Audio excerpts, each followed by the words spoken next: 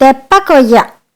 పడమటి తీరాన కొండ ప్రాంతంలోని బదిరి గ్రామంలో ఒక పల్లెవాడు ఉండేవాడు. వాడు రోజూ తన తెప్ప మీద సముద్రంలోకి వెళ్ళి చేపలు పట్టి జీవిస్తూ ఉండేవాడు. ఇలా ఉండగా వాడి తెప్ప కాస్త పగిలిపోయింది. ఇంకొక తెప్పకొయ్య తయారు చేసుకుందామనే ఉద్దేశంతో మంచి దుంగను వెతుకుతూ ఒకనాటి సాయంకాలం కొండల్లోకి బయలుదేరాడు.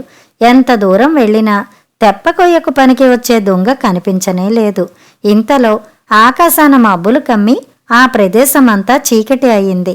అసలే తెలియని ప్రాంతం కావటం చేత వాడు ఇంటిదారి పట్టాడు. అయితే పల్లెవాడు ఆ చీకటిలో ఎక్కడో దారి తప్పి ఉండాలి. ఎందుచేతనంటే ఎంతసేపు నడిచినా కొండలే తప్ప సముద్రం కంటపడలేదు. చుట్టూ గాఢ అంధకారం. కన్ను పొడుచుకున్నా కనిపించడం లేదు. చినుకు కూడా సాగింది.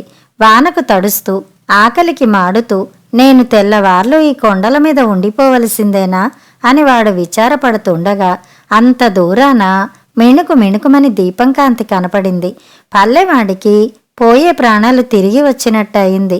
వాడు ఆ దీపం కనబడే దిక్కుగా వెళ్ళి ఒక కుటీరాన్ని చేరుకున్నాడు.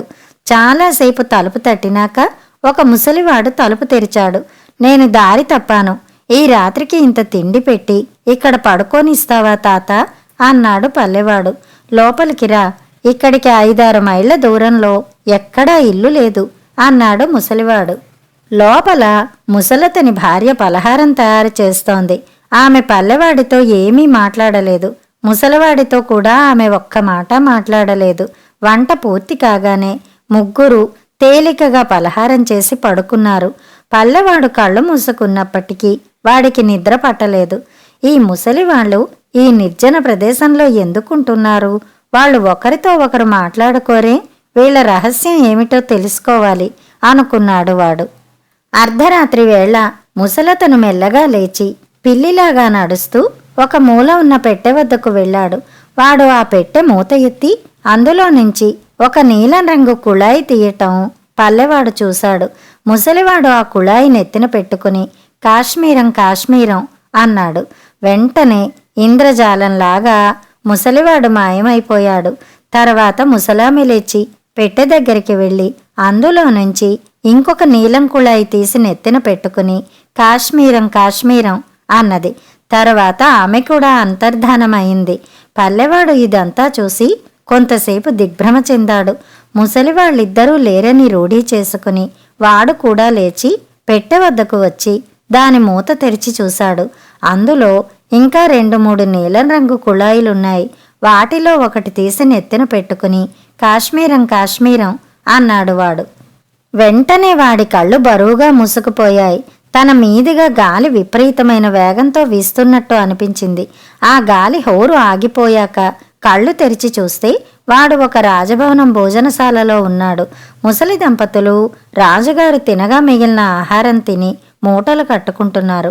బంగారు లోటాలు గిన్నెలు కూడా వాళ్ళ మూటల్లోకి వెళ్ళిపోతున్నాయి. పల్లెవాణ్ణి చూడగానే వాళ్ళు నీలం కుళాయిలు నెత్తిన పెట్టుకుని బదరికొండలు బదరికొండలు అంటూ మాయమైపోయారు.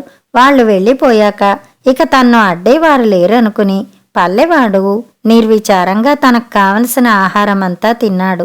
తర్వాత రాజుగారి ద్రాక్షసారాయం వాడి కంటపడింది.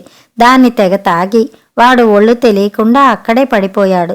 తెల్లవారుజామున రాజుగారి నౌకర్లు పల్లెవాణ్ణి భోజనశాలలో చూసి పట్టుకుని పెడరెక్కలు విరిచికట్టి రాజుగారి ఎదుటికి తీసుకుపోయి, మహారాజా, రోజూ ఎవరికంటా పడకుండా రాజభవనంలోకి జొరబడి దొంగతనాలు చేస్తున్న గజదొంగ వీడే అని చెప్పారు. ఇంత నేర్పరి అయిన దొంగ బతికి ఉండడం మంచిది కాదు. వీణ్ణి ఒక స్తంభానికి కట్టి చుట్టూ చితిపేర్చి అందులో వీణ్ణి సజీవంగా దహనం చేసేయండి అని రాజుగారు ఉత్తరవిచ్చాడు. పల్లెవాణ్ణి రచ్చబండ వద్దకు తీసుకుపోయారు. అక్కడ ఒక పెద్ద దూలం పాతి వాణ్ణి దానికి మూకులతో కట్టారు. తర్వాత వాడి చుట్టూ నలుచదరంగా చితిపేర్చి దాన్ని 4 మూలలా అంటించారు. ఈ గజదొంగను చూడడానికి నగరంలోని ప్రజలు ఆబాల గోపాలము వచ్చారు. ఎందుకంటే రాజుగారి ఇంట రోజూ ప్రవేశించే దొంగను పట్టుకోవటానికి విశ్వ ప్రయత్నాలు జరిగాయి. రాజభవనం చుట్టూ రక్షక భటులు దడిలాగా నిలబడినప్పటికీ దొంగ ఎవరికంటా పడకుండా లోపలికి రానూ వచ్చాడు, మళ్ళీ బయటికి పోనూ పోయాడు. ఈ దొంగ మనిషి కాదని, ఏదో భూతమని కూడా ప్రజలు అనుకునేవారు. అందుచేత పట్టుపడ్డాడనగానే ప్రజలు దొంగను చూడవచ్చారు. మంటలు దగ్గరికి వస్తున్నాయి. పల్లెవాడు తనకు ఆయువు చెల్లిపోయిందనే అనుకున్నాడు. ఇంతలో వాడికి నీలం కుళాయి జ్ఞాపకం వచ్చింది. వాడు న్యాయాధికారి కేసి తిరిగి, బాబు, ఒక్క తుది కోరిక, నా నీలం కుళాయి నా నెత్తిన పెట్టించండి. అది అంటే నాకెంతో ప్రాణం. దాన్ని కూడా నాతో పాటు కాలి బూడిద కానివ్వండి అన్నాడు. ఈ కోరిక న్యాయాధికారికి సబబుగానే కనిపించింది. ఆయన ఆజ్ఞాపించిన మీదట ఒక భటుడు చితి ఎక్కి వెళ్ళి నీలం కుళాయిని పల్లెవాడి నెత్తిన పెట్టాడు. పల్లెవాడు వెంటనే బదిరికొండలు బదిరికొండలు అంటూ అదృశ్యమైనాడు. వాడితో పాటు వాణ్ణి కట్టిన దూలము కట్టుతాళ్ళు కూడా మాయమయ్యాయి.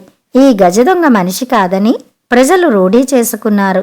పల్లెవాడు బదిరికొండలు చేరుకున్నాడు. తన కట్లు విప్పడానికి ఎవరైనా దొరుకుతారేమో అని తల ఎత్తి చూస్తే ఎదురుగా వస్తూ ఒక మనిషి కనిపించాడు. బాబాబు, నీకు పుణ్యం ఉంటుంది, ఈ కట్లు కాస్త విప్పు అన్నాడు వాడు ఆ మనిషితో.